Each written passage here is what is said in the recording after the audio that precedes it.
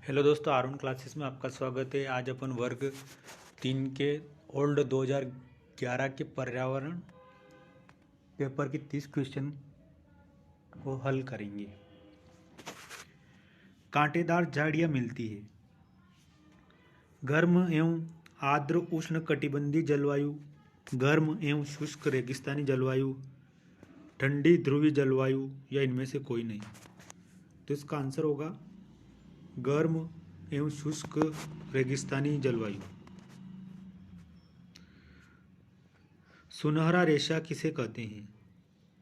चाय, कपास, पटसन, रबड़। तो सुनहरा रेशा अपन पटसन को कहते हैं।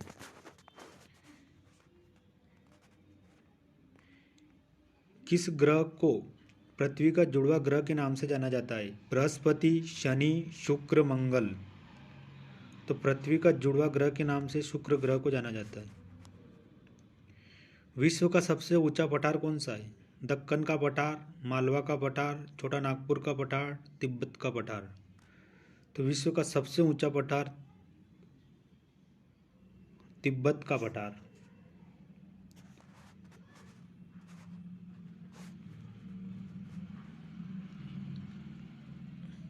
मानव जनित आपदा का एक उदाहरण है भूकंप, सुनामी, रासायनिक आपदा, भूस्खलन। तो इसका आंसर होगा रासायनिक आपदा। सौर ऊर्जा एक है नवीनीकरण संसाधन, अनवीनीकरण संसाधन, परमाणु ऊर्जा का स्रोत, ज्वारीय ऊर्जा का स्रोत। तो सौर ऊर्जा नवीनीकरण ऊर्जा का एक संसाधन है, इसको अपन पुनः प्राप्त कर सकते हैं।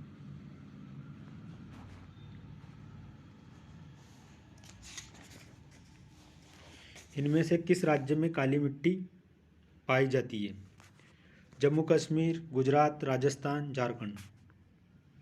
तो इसका आंसर होगा गुजरात क्षेत्र में काली मिट्टी पाई जाती है।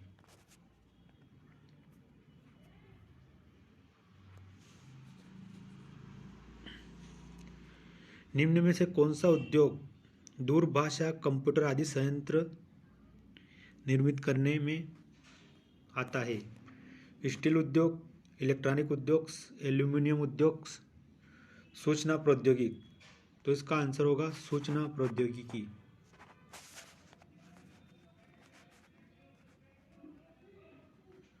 इनमें से कौन सा बंदरगाह पूर्वी तट पर स्थित अंतःस्थली और अधिकतम गहराई पर स्थित है?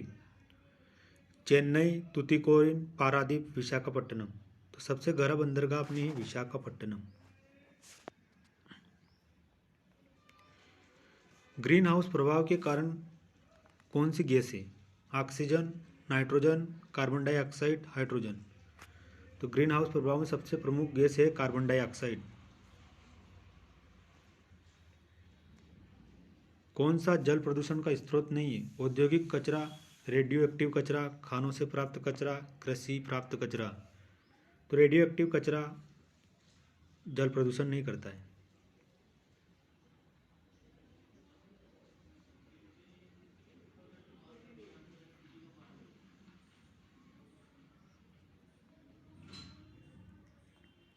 भारत से बाढ़ की चेतावनी कौन देता है?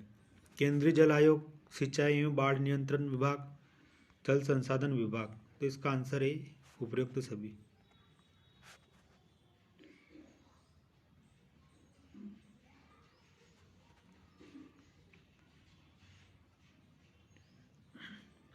ग्राम पंचायत का क्या कार्य है? पानी के स्रोतों का रखरखाव, विद्यालय का निर्माण, गरीबी रेखा से नीचे के लोगों की सूची बनाना। उपरोक्त सभी। तो इसका आंसर होगा उपरोक्त सभी।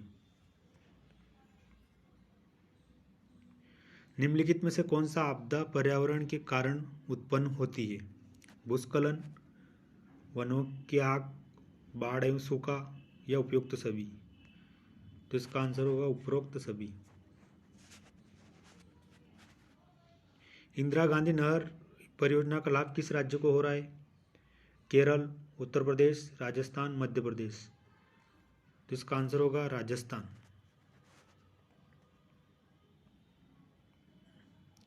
जल जनित बीमारी का एक उदाहरण है डिप्थीरिया, डायरिया, टॉन्सिलिटिस, खसरा। तो इसका आंसर है डायरिया।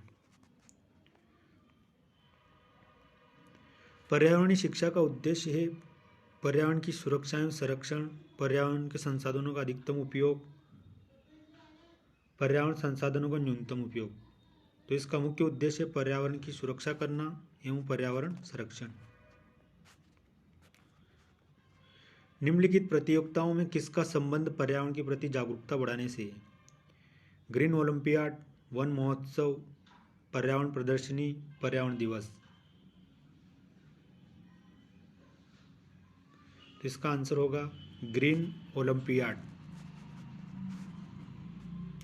पर्यावरण दिवस कब मनाया जाता है? 10 जून को, 5 जून को, 20 जून को, 2 जून को। तो इसका आंसर होगा 5 जून।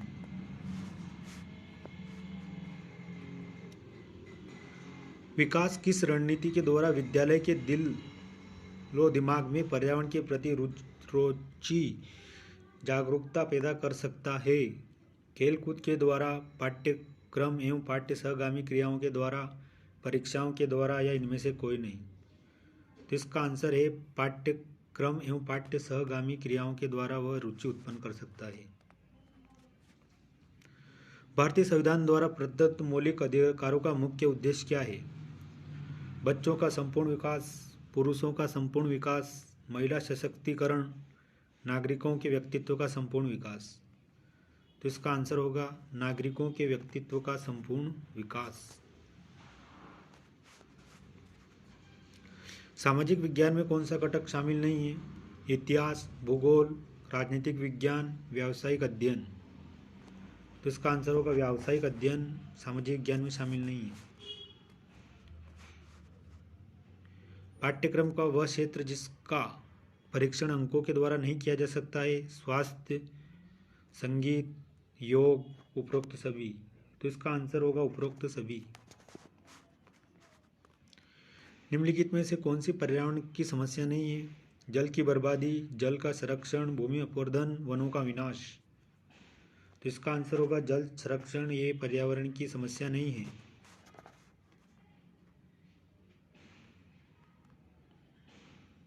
इनमें से कौन सा पर्यावरण की शिक्षा का सिद्धांत नहीं है? पर्यावरण की शिक्षा में सबको शामिल किया जाए, पर्यावरण शिक्षा जीवन पर्यंत नहीं देनी चाहिए, पर्यावरण शिक्षा संपूर्ण विकास एवं समग्र के लिए होनी चाहिए, पर्यावरण शिक्षा सामाजिक एवं आर्थिक उद्देश्य तथा सभी को प्राथमिकता देने के साथ सद्भावनापूर्ण होनी चाहिए।